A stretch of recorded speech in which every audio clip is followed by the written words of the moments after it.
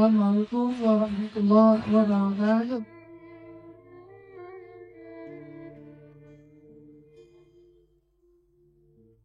Sehat teman-teman semuanya? Mau mulai lagu apa nih? Gitar mana gitar?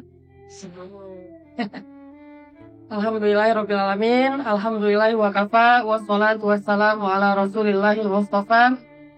Wa ala alihi wa sahbihi ahli siddiqi wal wafa. Alhamdulillah, puji syukur kepada Allah Subhanahu wa ta'ala.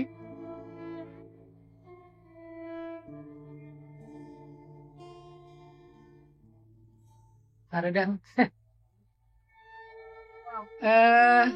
Salawat dan salam teruntuk Nabi besar Muhammad Sallallahu Alaihi Wasallam. Teman-teman, makasih banyak udah datang ke sini dalam keadaan hujan, dalam keadaan panas. Pastinya Allah mencatat semua niat teman-teman yang udah datang ke sini. Walaupun niatnya kadang ada yang modus juga sih. Ada yang modus pengen cari ilmu, ada yang modus pengen dapat pahala, ada yang modus pengen mengakhiri masa.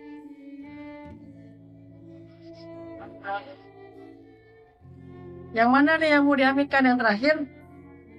Amin ya. Yang terakhir amin.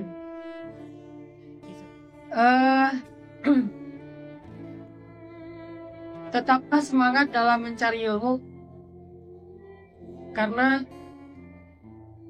Allah itu sayang banget dan cinta banget kepada para pencari ilmu. Sampai malaikat-malaikat itu sengaja Allah utus ke bumi. Kerjaannya adalah ngepoin orang yang mencari ilmu. Itu ada loh, malaikat tugasnya kepo. Penasaran, pengen nyari siapa di antara hamba-hamba Allah yang duduk di dalam majelis ilmu. Itu ada malaikat yang tugasnya. Mereka berjalan di gang-gang, mereka berjalan di setiap rumah-rumah, pengen ngeliat ada nggak majelis zikir ataupun majelis ilmu. Terus kalau ada malaikat yang ketemu dengan majelis ilmu atau majelis zikir, malaikat ini akan memanggil malaikat-malaikat yang lain untuk berkumpul di situ. Halumu ilayya gitu. Dia akan broadcast ke grup malaikat yang tugasnya sama. Mereka punya grup gitu ya, grup WhatsApp. Dia akan broadcast, di sini tuh ada majelis ilmu loh. Terus yang lain minta Sherlock dong, Sherlock gitu. Akhirnya di-share. Datanglah malaikat ke location yang di-share. Udah gitu malaikat berkumpul, dan jumlah malaikat lebih banyak daripada jumlah orang yang ada di dalam majelis itu. Mungkin sekarang kita ngelihat jumlah anak muda ada 10.000 nih ya. Masya Allah ya. Ada yang sebelah kanan jomblo fisabilillah. Ada yang sebelah sini siap mengakhiri masa jomblo fisabilillah.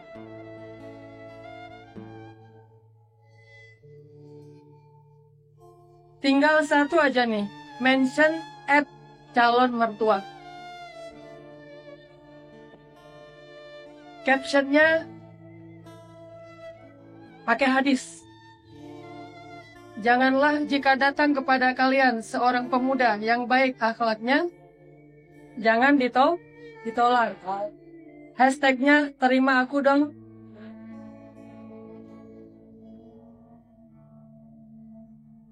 Malaikat tuh lebih banyak daripada jumlah orang yang duduk di dalam majelis ilmu. Udah gitu malaikat akan mendoakan mereka, bersolawat untuk mereka. Solawat malaikat gimana? Allahumma gfirlahu warhamhu. Ya Allah, ampuni dia, rahmati dia. Ampuni dia, rahmati dia. Terus Allah bertanya, dan Allah maha tahu jawabannya. Kata Allah, wahai para malaikat, siapa mereka apa yang sedang mereka kerjakan? Malaikat menjawab, mereka hamba-hambamu ya Allah yang sedang berzikir tentang kebesaran-Mu. Lalu Allah bertanya, apakah mereka pernah melihat aku? Kata malaikat, tidak ya Allah. Kata Allah, bagaimana jika mereka pernah melihat aku? Kata malaikat, maka mereka akan menghabiskan sepanjang umurnya untuk berzikir dan mengingat Engkau. Lalu Allah nanya lagi, wahai malaikat, apa yang mereka minta? Kalau mereka berdoa, minta apa? Kalau kita yang jawab, minta jodoh ya Allah gitu ya. Kalau malaikat jawabnya, mereka minta surga ya Allah. Kata Allah, apakah mereka pernah melihat surga?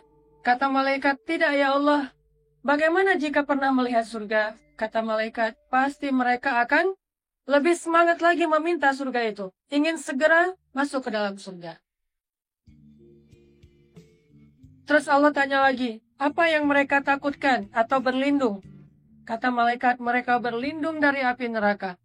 Apakah mereka pernah melihat neraka? Kata malaikat, tidak pernah ya Allah. Gimana kalau mereka pernah melihat? Maka mereka akan menangis sepanjang hidupnya dan meminta ampun supaya terhindar dari api neraka. Lalu Allah Subhanahu wa Ta'ala berfirman kepada para malaikat, wahai para malaikat, bersaksilah sesungguhnya aku meridhoi mereka dan menjamin mereka di antara penduduk-penduduk surga. Tiba-tiba ada malaikat yang kayak interupsi gitu. Ya Allah, boleh komen? Oh, mangga weh, komen Maya. Yang penting jangan haters ya. Komen nih malaikat, ya Allah, kayaknya tuh saya ngeliat tuh ada satu orang, dia duduk di situ bukan untuk cari ilmu. Dia tuh lagi kayak mandang-mandang ke sebelah gitu, ngelihat mana yang cocok buat gua gitu. Enggak gitu sih teksnya. Teks yang sebenarnya dia tuh cuma tidur di situ. Kenapa bisa tidur? Karena dia emang datang ke masjid itu buat tidur, bukan buat majelis ilmu. Pas dia lagi tidur, orang ngumpul, akhirnya dia terjebak di tengah. Ya udah deh, terjebak macet, terpaksa lah dia ikut taklim. Jadi hashtagnya tuh taklim terpaksa gitu. Kadang-kadang kan kita gitu juga kan ya, terpaksa atau nggak sengaja atau terjebak dalam masa lalu. Nggak pengen kayak gitu tapi nasib lah ya. Nah, gimana dengan dia ya Allah? Dia tuh cuma tidur doang di situ. Mungkin ada juga yang niatnya baik tapi pas sampai di sini jadi ketiduran. Kenapa ketiduran? Soalnya majelis ilmu itu sakinah. Jadi ada dua tempat yang sakinah. Satu di majelis ilmu, satu lagi dalam dekapan kekasih. Hai.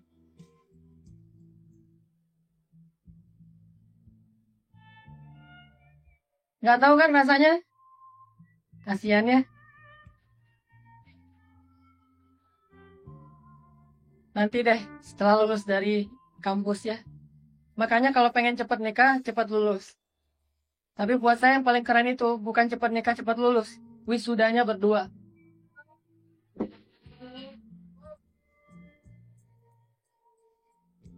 Sama teman kos-kosan.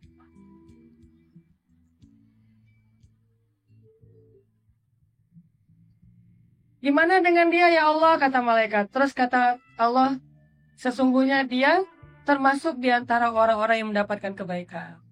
Bayangin, nggak sengaja aja mencari ilmu, dapat kebaikan. Gimana kalau sengaja? Nggak sengaja tuh berarti dia dapat kebaikan karena berada di dalam majelis. Kalau sengaja berarti dari sejak dia keluar rumah itu udah dapat kebaikan. Sampai dia kembali ke rumah.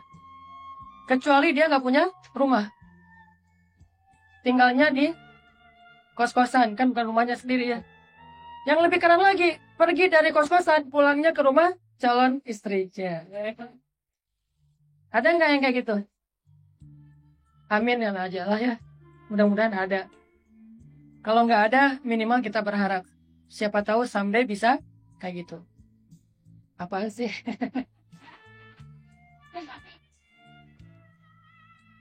Nggak penting.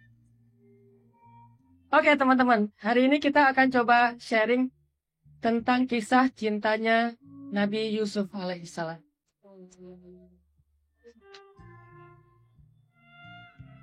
Atau diganti aja deh, kisah Hananataki. Ya, bahaya. Oke, kisah cintanya Nabi Yusuf alaihissalam. Siapa Nabi yang paling keren? Yusuf. Siapa Nabi yang paling gagah? Siapa Nabi yang paling bijak? Sulaiman. Siapa Nabi yang paling romantis? Muhammad Sallallahu Alaihi Wasallam. Nanti kita coba akan banding-bandingin deh Nabi Yusuf sama Nabi Muhammad. Nanti ada Nabi Yusuf, ada Nabi Muhammad, ada Nabi Yahya, ada Nabi Musa. Ini kisah-kisah cinta. Yang jelas nggak ada Nabi At-Taqi. Artinya kisah saya mah nggak direkomendasiin di dalam Al-Quran. Walaupun buat saya itu sesuatu. Belum punya kisah? Ada kisah mantannya.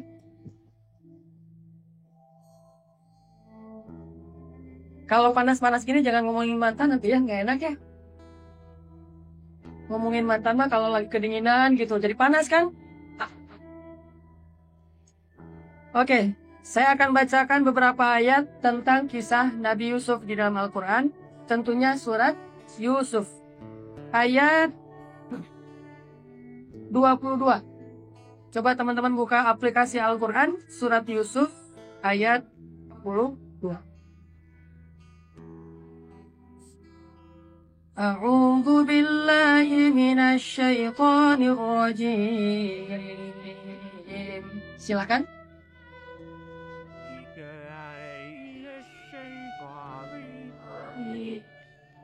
Bismillahirrahmanirrahim.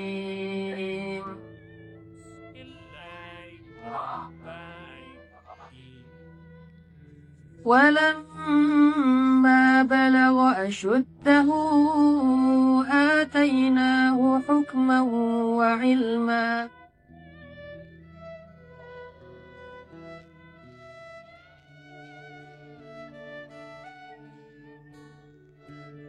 وكذلك نجزي المحسنين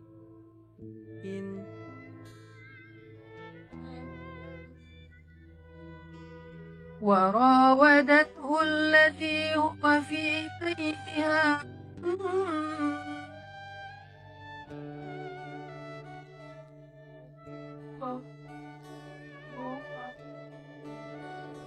وغلقت الأبواب وقالت هيت لك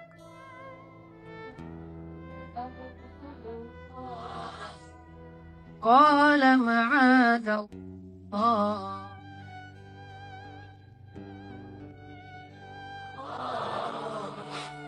إنه ربي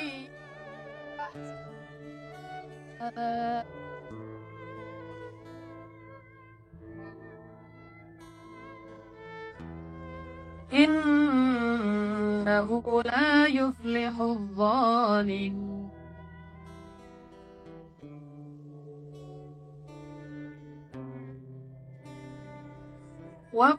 ولقد همت به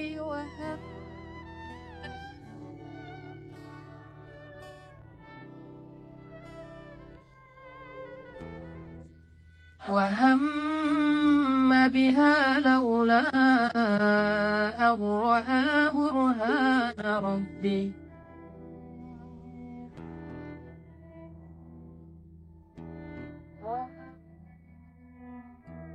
كذلك لنصرف عنه السوء والفحشاء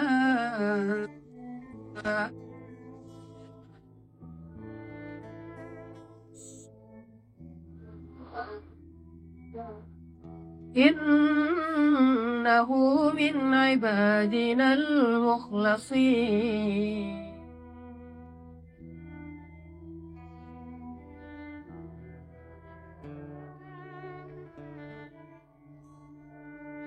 dan ketika dia telah cukup usia, kami berikan kepadanya kekuasaan dan ilmu. Kami memberi balasan kepada orang-orang yang berbuat baik. Dan perempuan yang dia tinggal dirinya, ia menutup pintu-pintu lalu, marilah mendekat kepadaku. Yusuf berkata, lindung kepada Allah, Tuanku telah memperlakukan baik. Sesungguhnya orang yang zalim itu tidak akan beruntung. Dan sungguh perempuan kehendak kepadanya, dan Yusuf pun berkehendak kepadanya. Sekiranya dia tidak melihat tanda-tanda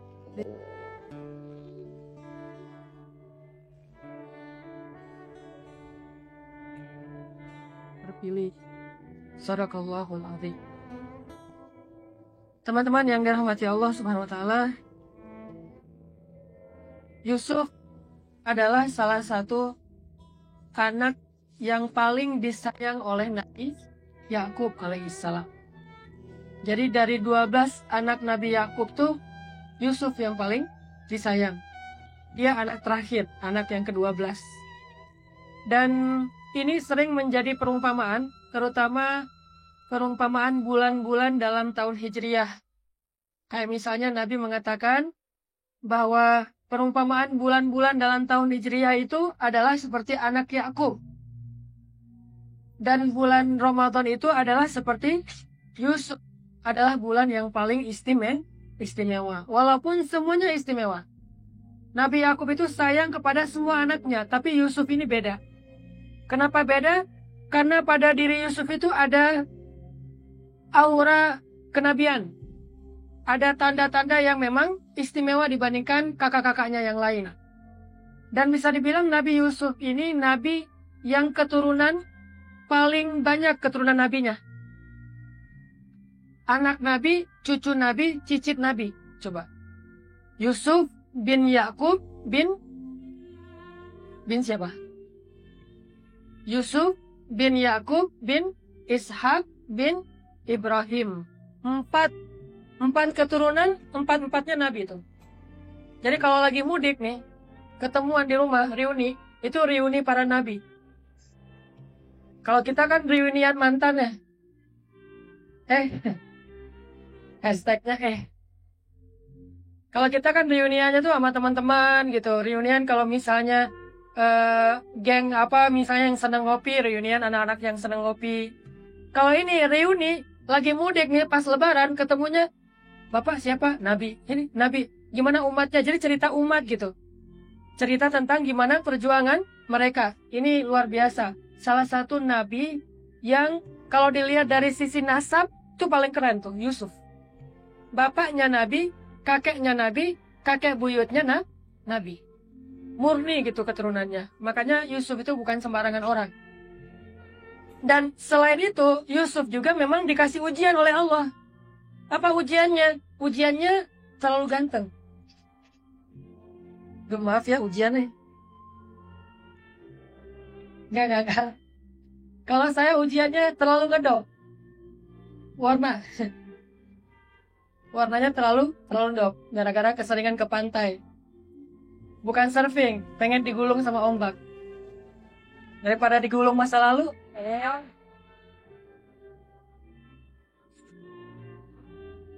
Pokoknya emang Yusuf itu diuji oleh Allah terlalu ganteng. Jadi hati-hati ya teman-teman yang ngerasa keren, ganteng, kece gitu. Itu bukan nikmat, itu ujian. Beruntung saya ngedop, akhirnya alhamdulillah saya tuh nggak pernah pacaran. Karena nggak ada yang mau. Alhamdulillah sekali-kalinya ada yang mau. Nah itu saya banget lah. Orangnya ada di sini soalnya kayak enak. Ini kenapa? Karena nggak diuji dengan penampilan yang menarik. Ayah saya tuh tukang pangkas. Ibu saya ibu rumah tangga biasa. Miskin banget. Pokoknya kita kontraktor sejati lah. Ngontrak rumah dari kecil sampai gede. Sampai sekarang masih ngontrak. Yang penting hati saya nggak dikontrak ya. Udah diakadkan itu halal gitu ya. Bukan kontrakan. Daripada ngontrak hati. Terus secara penampilan biasa aja. Sekarang aja sosok pencitraan Orde gitu kan. Ini panas sebetulnya, tapi koplo kan bagian dari pencitraan. Terus apa lagi ya? Sekolah nggak terlalu menonjol, bukan juara kelas, bukan juga yang, bahkan pas mau ke Mesir itu saya ikut tes, sampai yang ngetes itu sebel sama saya. Kamu ngapa-ngapain sih ngikut tes kayak ginian dong gitu. Saya kan juga pengen ke Mesir, tapi kamu nggak layak ke Mesir, ya kamu gitu-gitu. Oh iya, akhirnya gagal, nggak bisa ke Mesir. Saya pergi aja sendiri. Kalau nggak dikasih beasiswa, emang Allah itu hanya bergantung kepada beasiswa kan nggak gitu ya? Akhirnya saya mah nggak bergantung kepada beasiswa, bergantung ke Allah. Karena nggak ada pilihan. Belajar yakin sama Allah, berangkatlah ke Mesir. Ternyata alhamdulillah lebih enak berangkat sendiri. Soalnya sampai di Mesir itu bisa dapat beasiswa lebih dari 1. Untungnya, itu juga pas tes beasiswa, yang dites tuh bukan pelajaran, mata kuliah apa gitu. Yang dites cuma ngaji doang. Karena dianggap orang Indonesia, yang dites ayatnya gampang-gampang. Al-Fatihah, Al-Ikhlas. Dikirain orang Indonesia itu nggak bisa ngaji. Coba kamu surat apa Pak? Kirain di juz apa gitu ya. Al-Fatihah aja deh. Oh iya boleh. Al-Fatihah bisa yang saya semampu yang saya bisa. Akhirnya dia baper, nangis. Yang ngetesnya nangis. Wah, Masya Allah, kamu ngajinya luar biasa. Coba surat apa? Al-Ikhlas. Oh, ngeremehin kan? Katanya luar biasa tapi Al-Ikhlas. Kalau itu mah saya ikhlas banget lah. Alhamdulillah karena dianggap enakan ngajinya, dia baper. Ya udah kamu dapat beasiswa. Saya jadi kepikiran ternyata dapat beasiswa gampang gini. Ya udah tes lagi di tempat yang lain. Disuruh ngaji lagi, baper lagi, dapat lagi sampai saya dapat 3 beasiswa.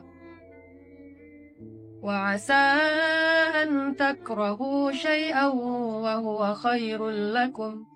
Wa asa an tuhibbu syai'an wa huwa syarrul lakum. Wallahu ya'lamu wa antum la ta'lamun. Bisa jadi kalian menyukai sesuatu, padahal itu buruk bagi kalian. Bisa jadi kalian membenci sesuatu, padahal itu kebalik. Ya gitu deh. Dan Allah Maha mengetahui, sedangkan kalian tidak tahu. Allah lebih tahu, kita nggak tahu. Jadi saya tuh kecewa gitu pas nggak lulus beasiswa. Padahal apa yang kalian kecewa nanti akan kalian syukuri. Untung ya saya dulu nggak lulus gitu. Untung ya dulu berangkatnya sendiri, jadi ada cerita untuk di-share. Untung ya saya dulu ditolak. Untung dulu saya diputusin, gitu-gitu kan. Bukan saya misalnya gitu. Ya saya mah kan tadi nggak pernah ditolak, nggak pernah diputusin karena nggak ada yang nasib. Artinya teman-teman, kadang-kadang kita berpikir hal-hal yang buruk yang terjadi dalam hidup kita itu kayaknya benar-benar akan menghilangkan semua harapan baik. Padahal dalam kisah Yusuf itu, kita dengan jelas bisa ngelihat banyak hal-hal yang tidak disukai terjadi, justru di baliknya ada banyak kebaikan, banyak keajaiban justru. Mulai dari Nabi Yusuf itu terlalu ganteng. Itu kan ujian. Kedua, Yusuf itu dimasukkan ke dalam sumur. Ketiga, digodain sama cewek cantik. Keempat, masuk penjara. Kelima, apalagi? Udah 4 aja nih. Itu kan banyak banget tuh kejadian-kejadian yang menurut kita kayaknya, kok hidup susah banget sih? Padahal justru, kayak gitu cara Allah memberi kita kejutan. Karena kalau nggak kayak gitu nggak seru. Kayak Nabi tuh misalnya godain seorang nenek-nenek kan. Ada nenek-nenek nanya ke Nabi, ya Rasulullah, Rasul kan udah pernah ngelihat surga. Kira-kira Nabi ngelihat saya nggak di surga? Nama saya tuh di list orang-orang masuk surga ada nggak? Kata Nabi, saya nggak ngelihat wajah kayak nenek di surga. Beneran? Beneran? Cius? Iya gitu. Akhirnya nenek ini mulai agak-agak khawatir gitu, agak-agak takut. Sebelum dia sempat shock daripada stroke kan, Nabi langsung bilang, soalnya nenek itu nanti masuk surga jadi muda lagi, nggak kayak sekarang. Oh gitu, Nabi bisa aja. Akhirnya Nabi itu ngegodain supaya biar nggak terlalu kaku-kaku amat lah hidupnya mah. Yang jelas jangan sampai muncul fitnah. Godain nenek-nenek kan aman ya. Jadi kalau teman-teman pengen belajar romantis sama nenek-nenek aja. Nek, ayah nenek penjahit, ayah saya udah meninggal. Oh, ya. bapak kamu tukang las, kok tahu kan gitu ya? Cobanya ke nenek-nenek, bapak nenek tukang las? Iya dulu tahun 50-an masa Jepang gitu. Emang kenapa? Enggak saya naik, cuma pengen tahu aja. Masa mau dirayu juga? Pantesan hati saya dilas sama nenek, bahaya. Ntar dipelet lagi. Jadi banyak banget kejadian dalam hidup kita tuh rasanya kayak nggak nyaman, di luar ekspektasi kita, di luar harapan kita, di luar yang kita pernah bayangin. Tapi ternyata berkali-kali Allah nunjukin di balik atau bersama kesulitan, fa inna ma'al usri yusra, inna ma'al usri yusra. Itu Yusuf banget tuh. Jadi kalau teman-teman yakin sama surat Yusuf dan surat Al-Insyirah, cobalah kita belajar, kalaupun nggak bisa mensyukuri suatu ujian, minimal kita tabah. Jalanin aja.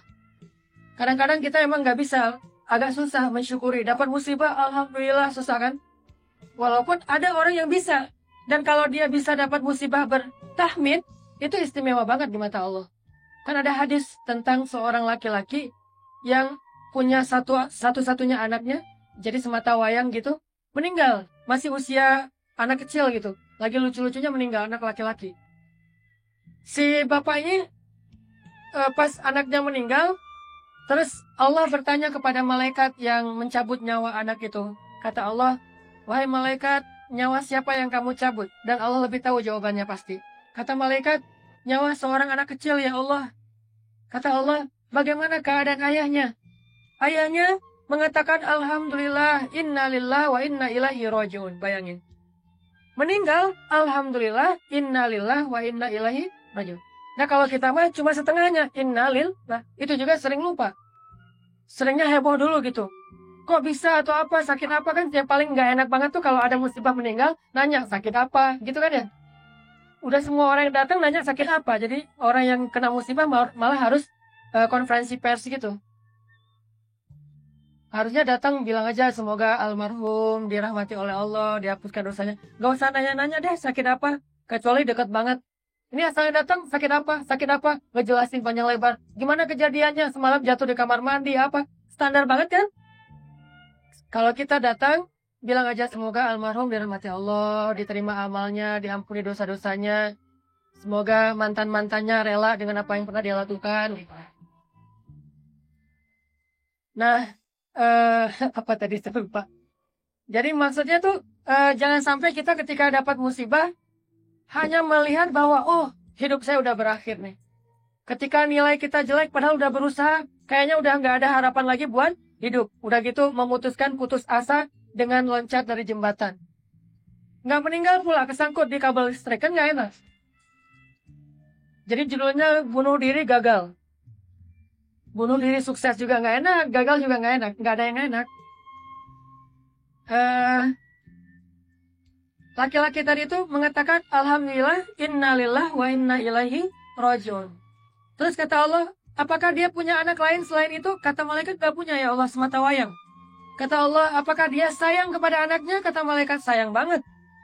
Lalu Allah berfirman, wahai malaikat, bersaksilah, sesungguhnya aku telah menyediakan untuk dia sebuah istana di dalam surga, namanya Baitul Hamdi, istana pujian. Kenapa?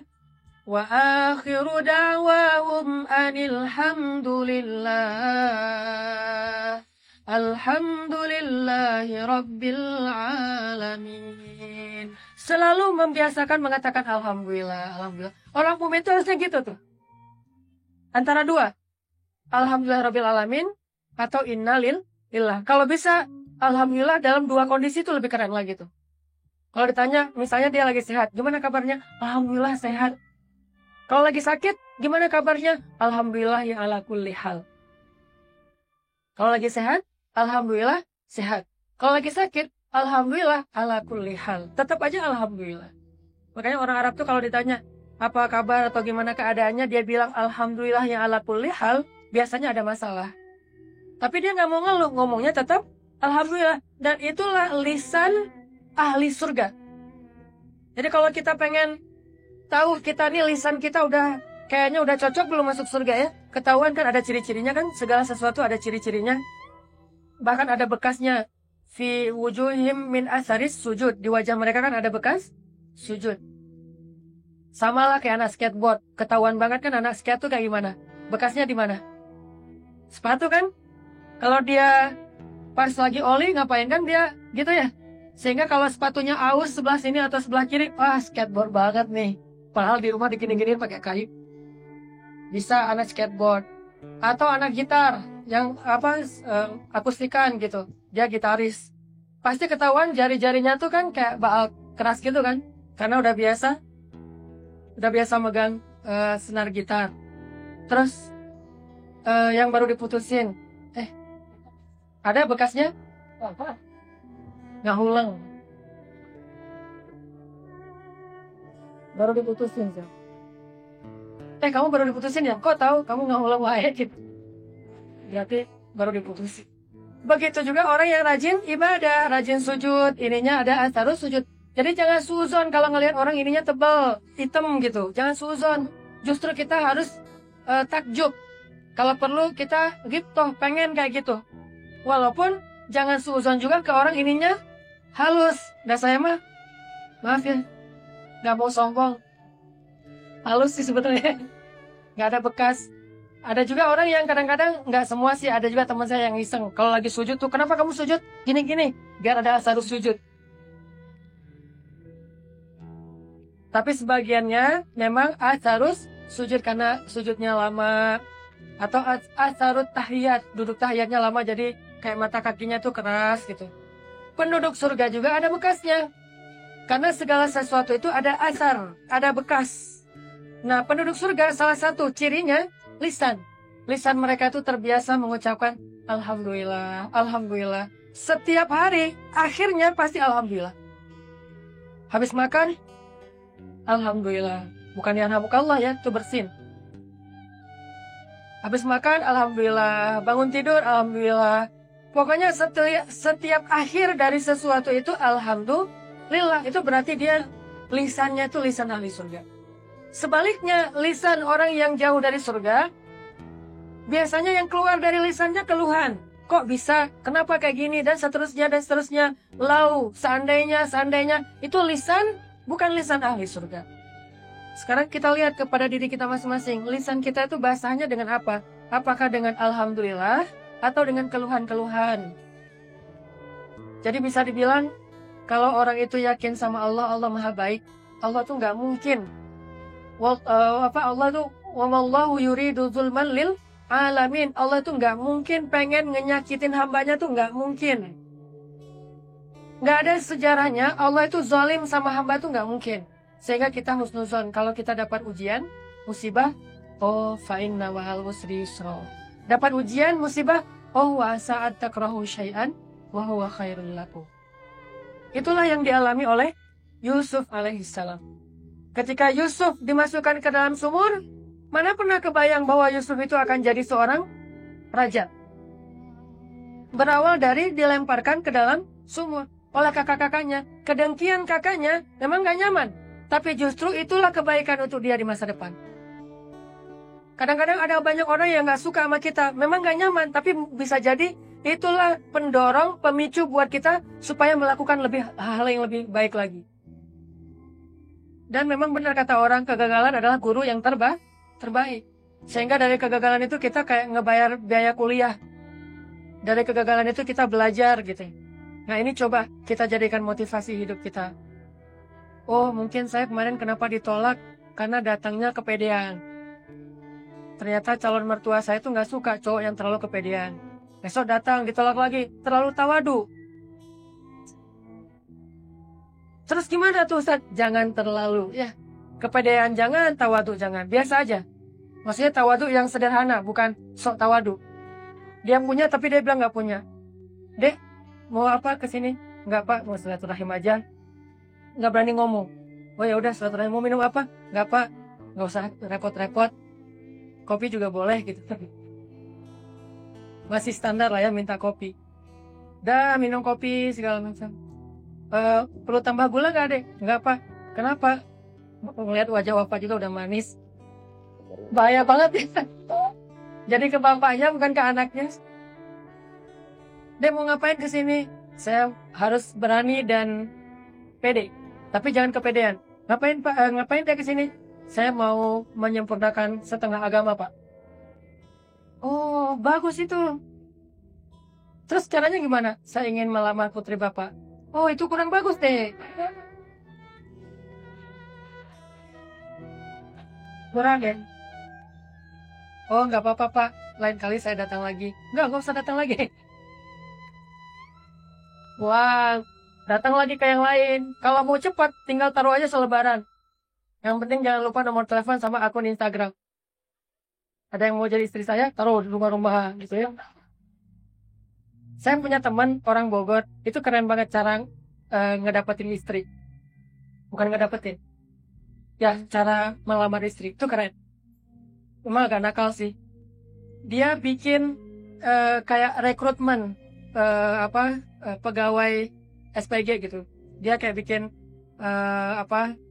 kayak jadi agen untuk menerima SPG. Dia nyewa satu tempat di mall pakai X banner gitu. Yang pengen jadi SPG apa gitu ya, silahkan daftar dengan membawa CV segala macam, foto. Datang tuh, ada 100 orang. Dia seleksi sendiri, seleksi satu-satu sama dia. Udah selesai diseleksi, 10 orang dipanggil wawancara gitu ya. Terakhir ada 1 orang yang lulus. Pas sudah selesai diwawancara, yang 1 orang ini dibilang, sebetulnya saya bukan lagi nyari SPG, nyari istri. Wah, ternyata si cewek ini kagum dengan usahanya, jadilah sekarang istrinya.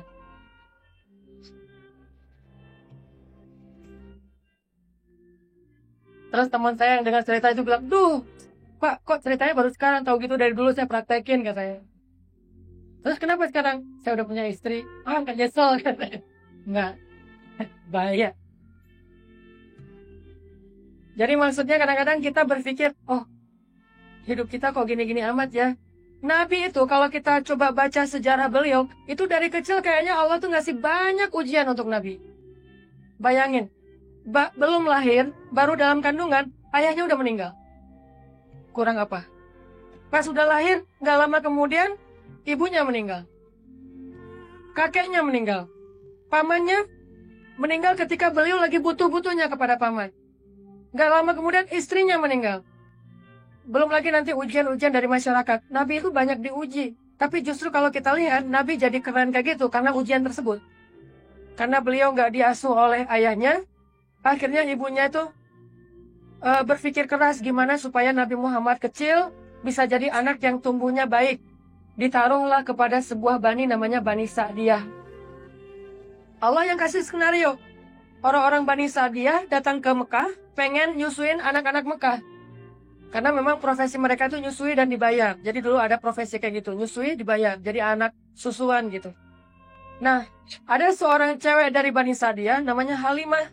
Nah, Halimah ini nggak dapat semua yang ditanya, ada yang mau disusuin nggak? Udah pada keambil sama teman-temannya yang satu Bani Sa'diyah, satu klan, satu kabilah. Akhirnya daripada dia pulang nggak bawa apa-apa, nggak bawa hasil, ya udah deh ambil aja tuh Muhammad, anak yatim. Tadinya nggak ada yang mau sama Muhammad. Kenapa? Soalnya nggak ada yang bayarin, gratis. Mana mau kan? Tapi daripada pulang tangan kosong, udah ambil aja deh. Siapa tahu di anak ini ada keberkahan. Diambillah Nabi Muhammad sebagai anak susuan. Bawa pulang. Pas tadi berangkat, itu keledainya Bani Sa'diyah itu kayak nggak bisa jalan. Pelan banget jalannya, paling belakang. Makanya dia ketinggalan rombongan. Rombongannya udah dapat bayi, dia belum. Pas berangkat, soalnya keledainya itu kurus, lemah, kurang gizi. Nah, tapi pas pulang, tiba-tiba keledainya tuh jadi kuat. Perutnya langsung gemuk, susunya banyak. Sehingga ketika tinggal di Bani Sa'diyah, Nabi tuh minum susu kambing, susu onta. Itu sehat banget dari susu-susu milik ternak.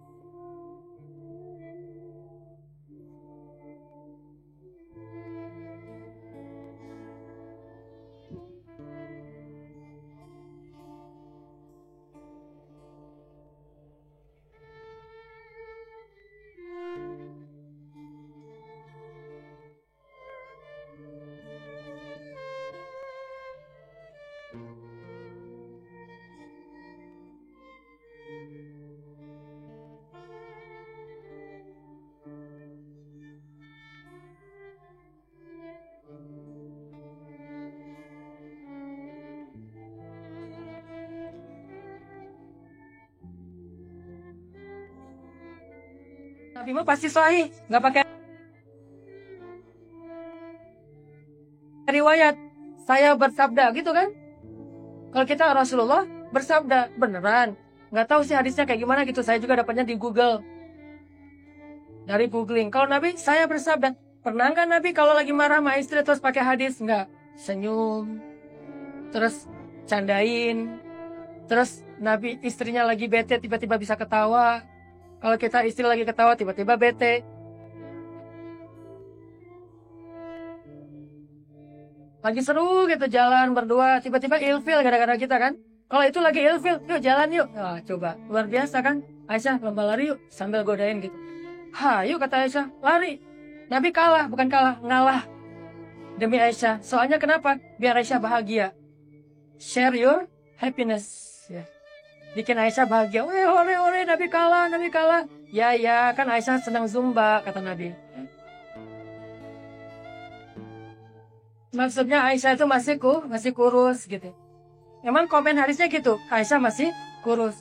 Giliran yang kedua kalah Aisyah, Nabi nggak mau komen. Masa mau bilang Aisyah gemuk, nggak enak kan?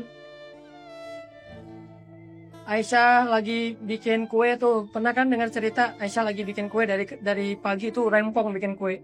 Aisyah kan nggak pintar bikin kue. Istri Nabi yang pintar masak siapa? Ummu Salamah.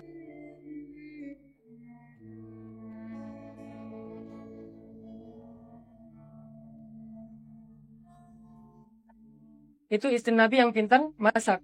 Kalau zaman sekarang pasti udah ada cake-nya tuh, Ummu Salamah cake gitu. Udah punya brand.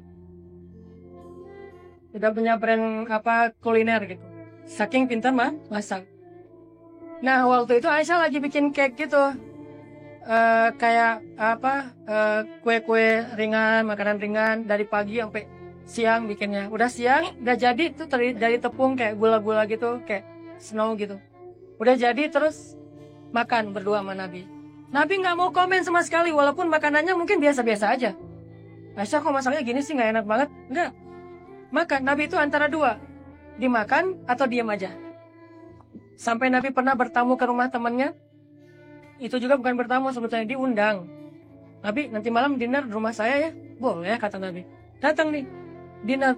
Nggak tahu dinner nggak tahu lunch. Cie. Gak tahu makan siang, gak tahu makan malam. Datang ke rumahnya. Terus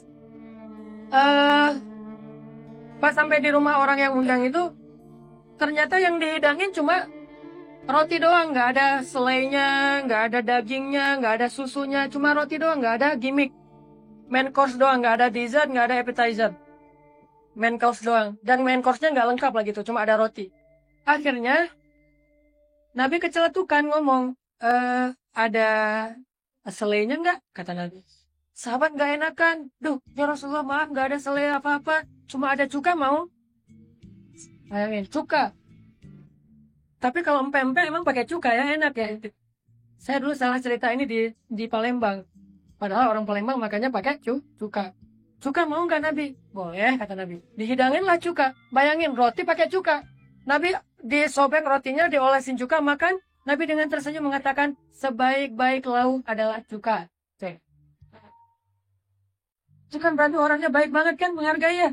Sebaik-baik lauk adalah cuka. Ini modal ya, nanti kalau udah jadi suami, istri ngidangin kadang-kadang cuma garam. Bilang, Mah, masakan mama tuh enak banget. Garamnya tuh beda rasanya.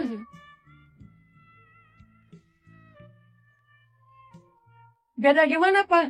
Asin banget. Ini artinya Nabi itu menghargai, sangat menjaga perasaan orang. Ini kemana-mana ya, maaf.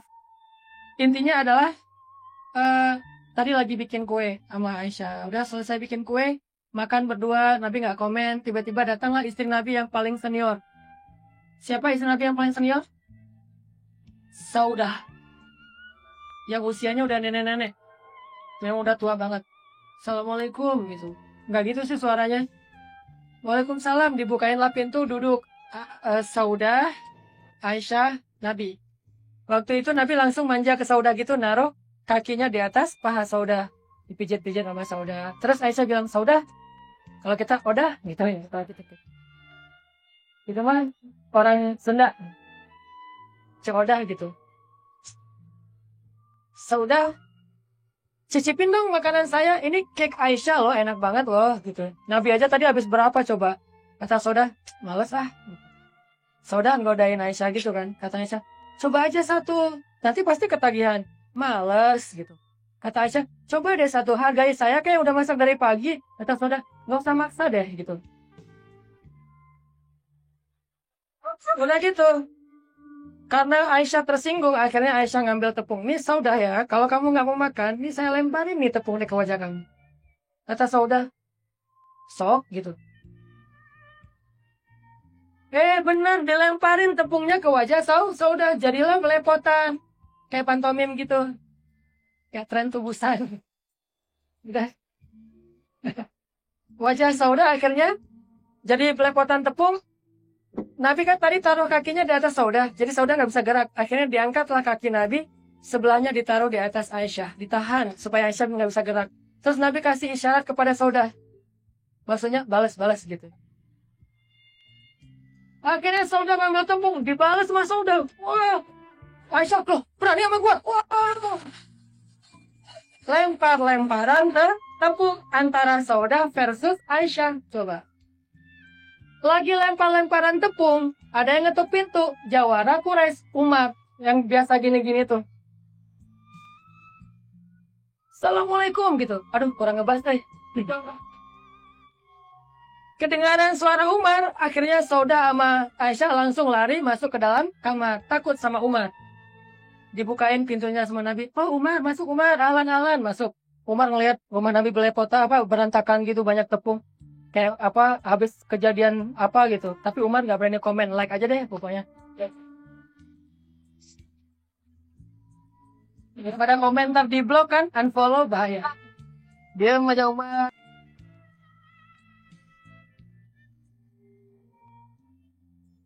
Gini-gini ngeliatin, waduh rumah Nabi berantakan gini. Terus Nabi senyum-senyum gitu. Coba lihat asiknya Nabi. Sejak kapan kita habis belajar sunnah jadi kaku? Habis belajar sunnah jadi susah senyum. Padahal Nabi juga orangnya enjoy, easy going banget. No hard feeling gitu. Nah, Nabi ketawa-ketawa, senyum-senyum. Terus Umar nanya, ya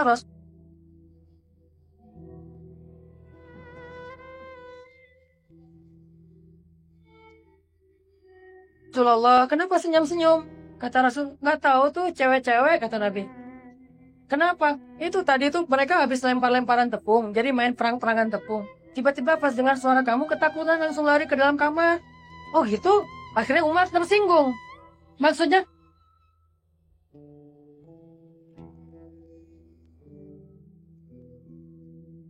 Kenapa mereka takutnya ke Umar, nggak takut ke Rasul? Mereka mengatakan, wahai cewek-cewek, kata Umar.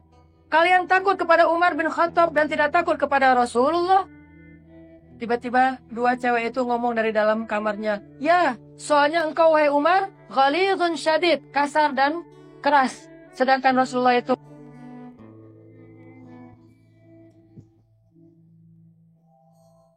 penyantun lagi penyayang. Orangnya tuh lembut.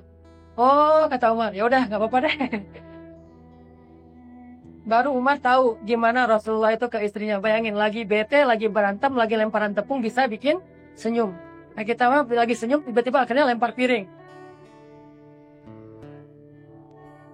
Belajar dari Rasulullah. Kisah-kisah gimana Rasulullah bisa penyantun kayak gitu. Karena waktu kecilnya hidup di rumah Halimah. Rumah Halimah itu rumah yang tidak pernah terdengar suara teriakan dan bentakan. Itu rumah Halimah.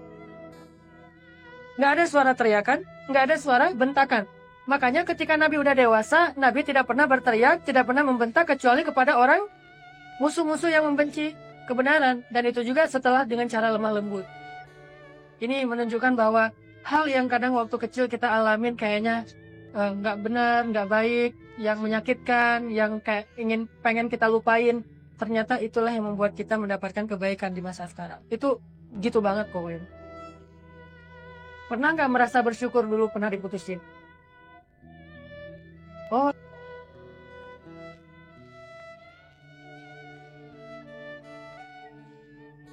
berarti ini pada pernah diputusin?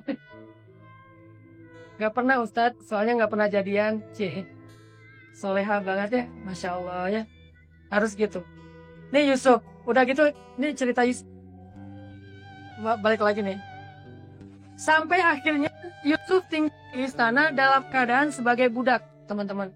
Jadi budak tuh, dari kecil sampai remaja, umur kurang lebih lulus SMA lah. Jadi dari SD dia udah jadi budak sampai lulus SMA. Dan itu juga yang dialami oleh seorang penakluk Mongol. Mongol tuh kan dulu pernah berkuasa di dunia tuh 30 tahun ya. Bayangin 30 tahun aja.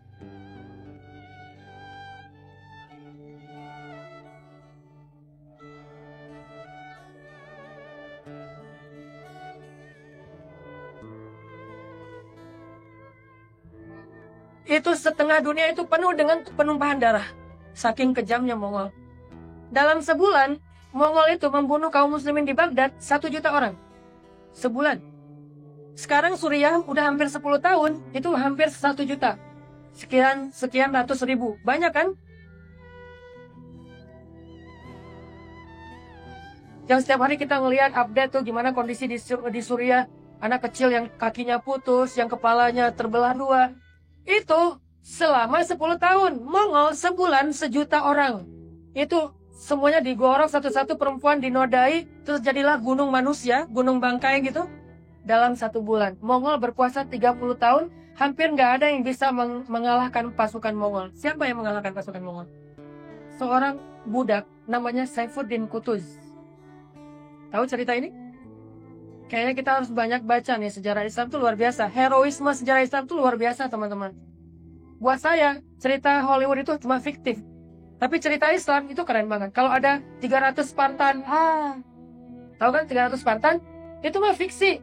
Kita juga punya Spartan-Spartan yang keren. Ada Ertugrul dengan 3 prajuritnya kesatria yang keren-keren. Ada Muhammad Al-Fatih. Ada ulama tapi dia gladiator. Siapa coba? Ulama gladiator. Abdullah ibnu Mubarak. 1 lawan 10 musuh, di tangan dia tuh habis 10 musuh. Petarung banget tuh, MMA banget lah pokoknya. Juara-juara ultimate fight sepanjang sejarah tuh orang Islam sebetulnya. Lo apa? Muay Thai gua ladenin. Lo Wing Chun gua ladenin. Lo silat, enggak deh. Indonesia. Ujung-ujungnya Nabi Muhammad tuh tumbuh menjadi anak yang gara-gara masa lalunya yang rumit, yang sulit, yang banyak ujian, menjadi orang yang survive, menjadi orang yang dewasa, menjadi orang yang lebih matang. Ada yang lain yang tumbuhnya nggak punya banyak ujian, nggak matang-matang. Gimana sesuatu itu bisa matang? Kayak telur, matangnya gimana? Direbus kan? Kalau dibiarin aja nggak direbus di kulkas, adem gitu, nggak matang-matang kan ya? Kalau dibiarin di luar lama-lama busuk. Justru kematangan itu dimunculkan dengan banyak tempaan, ditempa dengan kayak kalau bahasa ulama tuh perhiasan itu adalah hasil tempaan-tempaan yang berulang kali dibakar terus jadilah perhiasan. Begitu juga kita. Wa asa an takrahu syai'an. Itulah yang menempa kita. Wa huwa khairul lakum, dan itulah hasilnya. Yusuf. Saifuddin Qutuz adalah orang yang menaklukkan pasukan Mongol. Dia kayaknya cuma diutus oleh Allah untuk menghancurkan prajurit Mongol. Setelah itu diambil lagi oleh Allah. Dia jadi pangeran kecil. Tiba-tiba keluarganya dibasmi. Terus dia dijual. Jadilah dia sebagai budak dari usia 7 tahun sampai usia 20 tahun jadi budak. Tapi justru kehidupannya sebagai budak mendidik dia untuk jadi tangguh. Kalau dia jadi di istana kayaknya dia selamanya jadi manja tuh. Berhubung dia jadi budak, hidupnya susah, jadilah dia anak yang tangguh. Di usia 20 tahun, dia menjadi seorang gubernur. Lama-lama jadi menteri, lama-lama penasihat raja. Nah, qadarullah rajanya meninggal, diganti oleh anaknya yang masih kecil. Akhirnya diambil alih oleh Saifuddin Qutuz, dia jadi raja di Mesir. Terjadilah perang pertama antara Mongol lawan kaum muslimin dan dimenangkan oleh orang Islam setelah 30 tahun. Jadi 30 tahun itu Mongol juara bertahan, pialanya mereka terus. Pokoknya nggak pernah dikalahkan. Pemain mereka itu selalu dapat Ballon d'Or gitu. Tapi akhirnya dikalahkan oleh seorang budak namanya Saifuddin Qutuz. Ini waktu kita berapa menit lagi? Waktunya? Iya, sama setengah 6 udah mau. Sekarang? 10 menit lagi. balik ke Yusuf. Googling aja deh atau YouTube Saifuddin Qutuz pakai Z, Qutuz. Itu keren banget ceritanya. Jangan lupa subscribe juga Hananata kita. Balik lagi ke Yusuf. Yang saya pengen cerita sebetulnya tentang cintanya Yusuf kemana-mana ya. Maaf ya, saya suka gimmick gitu nggak jelas, capruk lah pokoknya. Nah, pas Yusuf udah remaja, akhirnya Yusuf tinggal sebagai pelayan di istana. Bayangin ada pelayan kerennya kayak Yusuf. Yang kalau kita ngiris tangan ngelihat Yusuf itu nggak kerasa. Kalau yang sebelah sini ngerasa ganteng, coba tes ke sebelah. Neng, coba cubit diri sendiri. Sambil ngelihat saya sakit nggak? Sakit, berarti saya jelek. Gitu. Kalau nyubit nggak sakit, oh udah lumayan nih. Sekarang tes lebih berat lagi, coba iris. Kalau dia iris ngelihat kita nggak sakit, berarti kita ganteng banget. Tapi kayaknya nggak ada yang kayak gitu. Sekelas Zain Malik aja nggak gitu. Ngelihat Zain Malik, sakit banget sih Zain Malik. Berarti lo nggak ganteng, biasa aja. Yusuf. Nggak usah ngeliat orangnya, ngeliat akun Instagramnya aja udah nggak berasa. Dan dulu di zaman itu, cewek-cewek tuh semua nge-follow Yusuf. @Yusuf, gua follow deh, follow dong. Saling mention gitu, saling nge-repost. Akhirnya Yusuf jadi selebgram aja. Karena udah keren banget jadi selebgram, dan Yusuf tuh suka pakai kupluk gitu kan. Nggak nyambung. Mana ada kupluk zaman dulu, ya ada juga sorbannya. Akhirnya si istri Al-Aziz, istri raja, kayak ada hati gitu ke Yusuf. Duh, nyesel saya dulu nikah duluan, harusnya ketemu sama cowok ini dulu nih. Karena udah tergoda banget, akhirnya dia manggil Yusuf ke kamarnya, suruh bawa kayak handuk gitu atau apalah barang gitu ke kamarnya. Pas Yusuf masuk, kamarnya dikunci. Pas kamarnya dikunci, dia pun menggoda Yusuf. Hai talak, indahnya engkau datanglah kepadaku. Pokoknya pakai syair-syair gitu. Dia nyanyi lagu-lagu yang kalau zaman sekarang tuh kayak Cinta Semalam atau apalah gitu-gitu ya. Ngegodain Yusuf. Yusuf sebetulnya tertarik nggak sama si cewek ini? Tertarik. Kenapa terjaga? 2 penyebabnya. 1, Yusuf itu sangat menghargai orang lain, menghargai suaminya. Tuan saya itu udah baik sama saya nggak mau menyakiti dia. 1. 2, dia melihat wajah ayahnya di depan wajahnya, di depan matanya. Gimana caranya itu bisa terjadi? Burhan namanya teman-teman. Burhan itu artinya sebuah kejadian yang bikin kita langsung kayak flashback ke masa lalu. Udah gitu kita langsung sadar. Itu burhan. Gimana caranya biar kita terjaga dengan burhan? Sederhana. Kalau kita mau terjaga dengan burhan, belajarlah untuk menghargai ayah atau ibu kita setinggi mungkin. Itu yang akan menjaga kita. Kalau kita nggak menghargai orang tua kita tuh lempeng aja bikin dosa. Nggak mikirin orang tua kan? Tapi kalau Yusuf, dia mikirin ayahnya banget. Makanya pas dia mau bikin dosa, muncul wajah ayahnya. Yusuf, ayahnya nggak ngomong sih. Muncul wajah. Ceplosan. Muncul wajah ayahnya, terus wajah ayahnya tuh kayak kecewa gitu. Gitu wajahnya. Nggak kayak wajah saya sih, kurang sempurna. Wajah ayahnya tuh kayak wajah kecewa. Bayangin, kalau kita ngebayangin, ini pasti mama saya tuh kecewa banget. Pasti ayah saya kecewa banget. Itu yang ngejaga kita. Dan Yusuf punya itu sebagai pegangannya dalam hidup. Kalau lebih keren lagi, wajah Nabi Muhammad. Kan ada tuh di TV atau di YouTube acara seandainya Nabi ada bersama kita. Gimana kamu kalau ketemu Nabi, apa yang akan kamu lakukan? Suka gitu kan? Nah, itu membayangkan wajah Nabi. Kira-kira kalau kita bikin dosa, Nabi kayak gimana ngelihat kita? Kecewa nggak sih? Kalau mau lebih keren lagi, membayangkan wajah Allah. Kan kata Nabi, ihsan itu beribadah seolah-olah engkau melihat Allah. Kalau nggak melihat Allah, yakinlah Allah melihat kamu. Itu namanya muraqabah. Nah, kalau udah muncul sifat muraqabah, merasa dilihat oleh Allah, merasa dilihat oleh malaikat, merasa bahwa orang tua kita pasti akan kecewa, itu bakalan ngejaga kita banget teman-teman. Jadi belajar menghargai ayah, menghargai bunda, menghargai orang tua, menghargai guru, respect banget. Sampai ketika kita mau bikin dosa, kita keinget dengan wajah mereka. Pasti ayah saya kecewa banget nih kalau kayak gini. Langsung nahan diri. Itu teman-teman. Sederhana sih. Cuman kalau kita praktekin itu berhasil insya Allah. Dari hal-hal sepele dulu. Kayak seorang anak, kenapa dia kok takut banget pulang ke rumah kalau nilainya jelek? Ngebayangin wajah ibunya. Pasti ibunya tuh jadikan ayam lampir gitu kan, akan marah. Apalagi zaman saya masih kecil dulu masih ada istilahnya raport warnanya merah gitu ya. Kalau sekarang kan nggak ada warna merah. Kalau dulu kan ketahuan banget. Bang, kenapa ini merah semua? Nggak ada tinta hitam habis gitu kan. Semuanya merah, itu ketahuan banget kalau dulu. Jadi kayak beban psikologi gitu buat kita. Ini artinya punya burhan. Apakah teman-teman punya burhan tentang ayahnya? Punya burhan tentang ibu? Punya burhan tentang guru? Punya burhan tentang nabi?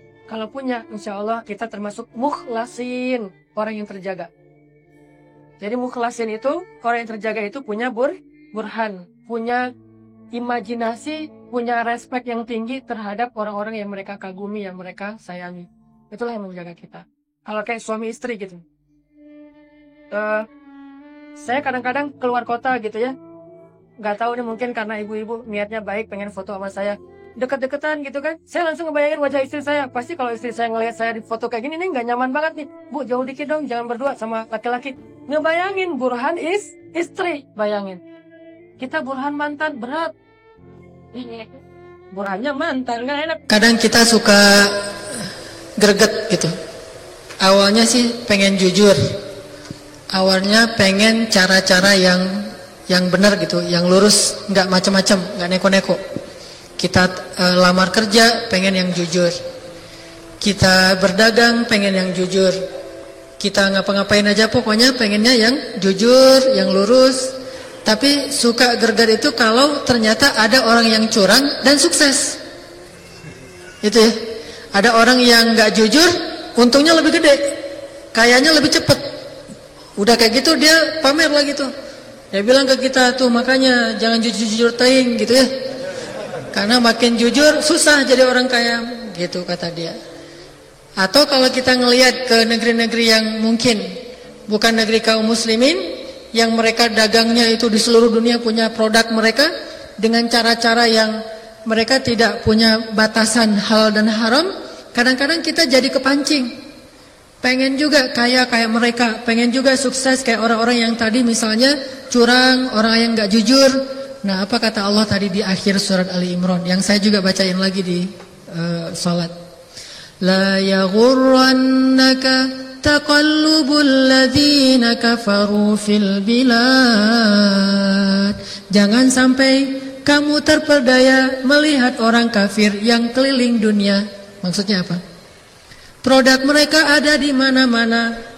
Bisnis mereka itu merajai dunia. Bahkan kalau kita pergi ke Mekah sekalipun, persis di depan Masjidil Haram itu adalah salah satu bisnis mereka.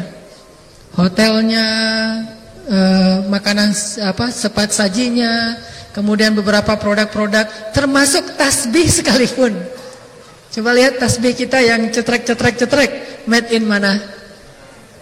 Tasbih yang lebih keren lagi, manasik umroh dan haji pun videonya itu yang buat adalah mereka. Jadi itu luar biasa. Artinya benar kata Allah, mereka itu nguasain dunia dengan bisnisnya. La yaghurrannaka taqallubul ladzina kafaru fil bilad. Itu ayat tentang jangan gagal fokus. Allah bukan gak mau kita tersemangati, tertantang, menjadi pengen semangat berbisnis, berusaha menjadi orang kaya. Bukan itu maksudnya. Maksudnya jangan sampai gara-gara pengen kaya dan sukses kayak mereka, kalian kehilangan jati diri. Kalian gak peduli lagi dengan batasan-batasan syariat. Seolah-olah batasan syariat itu, hukum Allah itu menghalangi kalian menjadi sukses. Itu namanya gagal fokus. Sehingga gara-gara kita kepancing sama teman kita yang dagang di sebelah karena dia lebih cepat kaya, akhirnya kita saya mau udah capek, jujur setahun, jujur 2 tahun, jujur 10 tahun. Sekarang saya mau coba cara yang gak jujur. Benar gak sih? Apa kata Nabi? Alaikum bis-sidqi fa inna as-sidqa yahdi ilal birr wa innal birra yahdi ilal jannah. Iyyakum wal kidh fa innal kidhba yahdi ilal fujur wa innal fujura yahdi ilan nar. Hendaklah kalian selalu jujur. Jujur itu membawa kepada banyak kebaikan, dan kebaikan-kebaikan itu membawa kalian kepada surga. Hati-hati dengan dusta. Dusta itu membawa kalian kepada kedurhakaan, dan kedurhakaan itu membawa kalian kepada neraka. Jangan gagal fokus. Udah aja Kata Allah, la yaghurrannak, jangan gagal fokus. Artinya jangan salah fokus. Kepancing sama yang lain, la yaghurrannak. Kalian boleh semangat untuk sukses, boleh semangat untuk jadi orang yang kaya, nggak apa-apa, semangat untuk berbisnis, tetapi jangan gagal fokus. Kalian punya identitas, kalian punya prinsip, kalian punya aturan, kalian punya cara yang Allah Subhanahu wa taala janjiin, pasti akan sukses dengan cara itu. Yakin aja. La yaghurrannaka taqallubul ladzina kafaru fil bilad mata'un qalil. Kalian jangan gagal fokus ngelihat orang kafir sukses dengan bisnisnya di sekeliling dunia. Itu cuma kesenangan yang sedikit, kata Allah. Mata'un qalil. Bagi Allah, kesuksesan mereka bisa punya bisnis di mana-mana, merajai bisnis dunia, mata'un qalil. Dikasih dunia dan seisinya sekalipun pun, kata Allah, mata'un qalil. Itu mah cuma dikit, gak ada apa-apanya, kata Allah. Summa ma'wahum jahannam. Kemudian tempat tinggal mereka nanti di akhirat jahannam. Wa bi'sal mihad. Itu tempat yang paling buruk. Terus gimana bagi orang yang istiqomah, orang yang fokus, orang yang menjaga Allah dan Allah menjaganya? Lakinil ladzina taqaw rabbahum lahum jannat. Itu baru namanya kenikmatan yang banyak.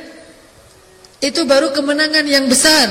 Jadi jangan mengukurnya hanya dengan ukuran duniawi, tapi ukur juga semua keuntungan-keuntungan dari aktivitas kita itu dunia dan akhirat sekaligus. Apa untung dunianya, apa untung akhiratnya, sehingga kita nggak gagal fokus. Dan Rasul tahu tentang hal ini banget, sehingga ketika ditawarkan dunia dan seisinya, harta, di dalam hati beliau apa yang dijanjikan Allah itu lebih baik. Wa ma indallahi khair. Kan akhir ayatnya gitu. Apa yang ada di sisi Allah lebih baik. Wa ma indallahi khair. Apa yang ada di sisi Allah lebih baik. Wa ma indallahi khairul lil abrar. Bagi orang-orang yang istiqamah, fokus dengan kebajikan-kebajikan. Jangan pernah menukar kebajikan kita dengan sedikit mata'un qalil, keuntungan dunia. Itu yang Nabi ajarkan lewat tawaran-tawaran dari Walid Al-Mughirah. Gak mau kalau harta. Ya udah kalau gitu gak usah sekota Mekah deh, sedunia.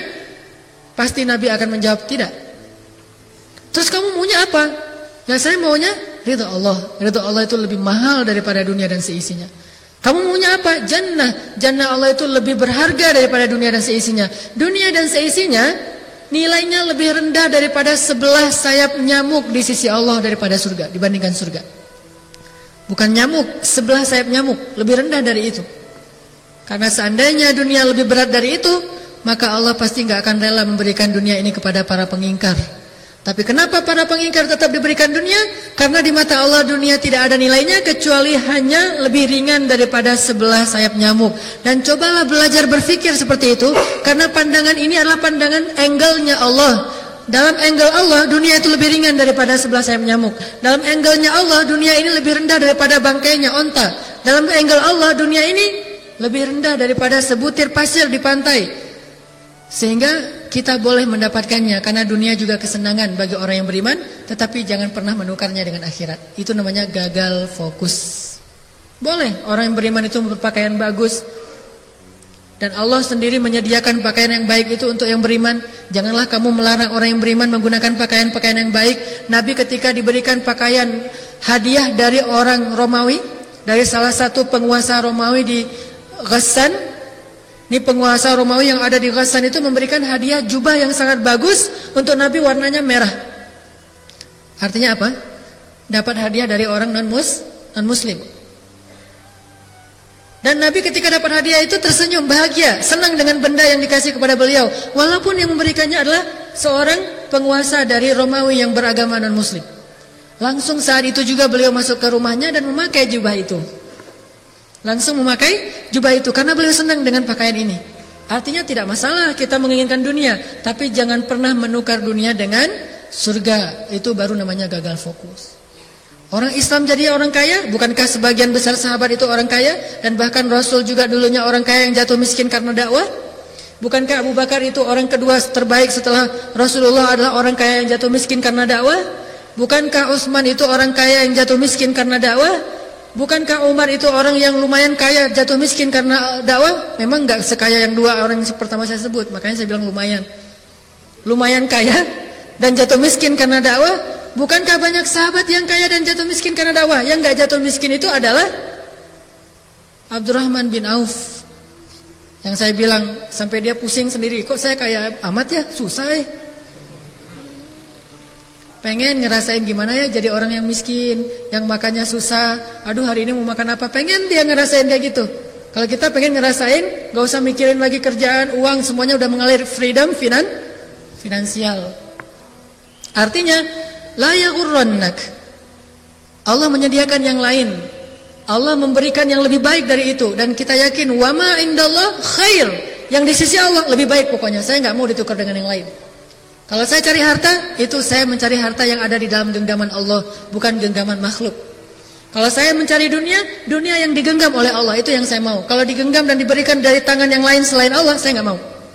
Cari dunia yang di genggaman Allah, cari harta yang di genggaman Allah, cari jabatan yang di genggaman Allah, cari keindahan yang di genggaman Allah, cari akhirat yang di genggaman Allah. Pokoknya apapun kebaikan yang kita cari, kita mintanya itu dari tangan Allah yang Maha Rahman, kasih sayangnya itu berlimpah. Jadi Nabi bilang, Nabi dengerin. Yang pertama ditawarin, Nabi diam. Yang kedua, kekuasaan. Kekuasaan kalau kita terjemahin ke bahasa kita sekarang, mungkin bukan menjadi seorang penguasa lagi, jadi orang yang terkenal. Kalau di zaman Rasul mungkin jadi penguasa, atau ada beberapa orang yang ditawarin kekuasaan beneran. Tapi bagi kita orang yang awam, masyarakat biasa, mungkin tawaran yang kita alamin selama ini itu bukan kekuasaan jadi pemerintah, jadi pejabat, tetapi menjadi orang yang lebih terkenal, jadi seleb. Kalau jadi seleb dengan resiko harus meninggalkan kebaikan di sisi Allah, maka tolaklah jadi seleb. Tapi kalau jadi seleb tanpa harus meninggalkan jalan Allah, maka itu adalah kebaikan. Bukankah Yusuf adalah seleb di zamannya? Yusuf dibicarain oleh banyak perempuan. Tahu nggak ada cowok ganteng? Itu mah gantengnya udah malaikat banget deh pokoknya. Ini cowok yang paling keren. Kamu juga kemarin bilang keren tapi giginya di depan. Maksudnya ke depan gitu. Enggak, ini benar-benar keren nih, Yusuf namanya. Mana buktinya? Ayo kita liatin. Ya udah kita jamuan makan siang gitu ya. Makan ngasih buah-buahan, ngasih pisau, banyak pisaunya sampai bingung mau pakai yang mana. Udah lagi mau makan, lagi ngiris-ngiris buah-buahan. Kata perempuan ini istri Al-Aziz dan namanya wallahu alam bukan Zulaikha. Kemudian dipanggillah, keluarlah Yusuf. Eng gitu ya, keluar Yusuf gitu. Pas Yusuf keluar, langsung langsung ngiris tangan berdarah-darah, nggak berasa. Saking luar biasanya terkesima ngelihat Yusuf. Dan itu hal yang wajar, selebritas. Seseorang yang jadi seleb karena memang Allah berikan kelebihan pada dirinya, itu sesuatu anugerah dari Allah. Bukankah Sulaiman itu bukan hanya seleb di antara manusia, tapi juga jin, burung, di mana-mana ngebicarain Sulaiman. Daud, seorang seleb dengan suaranya. Sulaiman, seleb dengan kemampuannya. Yusuf, seleb dengan penampilannya. Dan lagi masih banyak yang lain-lainnya, termasuk Zulkarnain, seleb dengan kekuasaan dan keadilannya. Maka boleh kita mendapatkan kebaikan menjadi seorang selebriti, asal tidak dengan resiko harus gagal fokus. Kalau dulu Nabi ditawarin jadi raja, kalau sekarang kita ditawarin jadi seleb. Gara-gara pengen jadi seleb, dia menanggalkan pakaian yang menutup auratnya. Soalnya kalau menutup aurat susah bersaing. Gara-gara pengen jadi seleb, akhirnya dia bicaranya itu suka menyindir bagian-bagian yang seharusnya dia jaga. Seperti memperolok-olok masalah agama, masalah sara, masalah ke masjid diperolok-olok dalam bahasa supaya orang menganggap dia bahwa ini bagus pembicaraannya atau penampilannya, performnya. Gara-gara pengen jadi seleb, akhirnya dia nyeleneh, mencari ketenaran. Karena sesuatu yang ada di sisi Allah jauh lebih baik daripada yang dijanjikan manusia. Itu aja kita yakini. Bahasa Al-Qur'annya wa ma indallahi khair. Yuk kita hafal bareng-bareng. Wa ma indallahi khair. Coba diulangi lagi.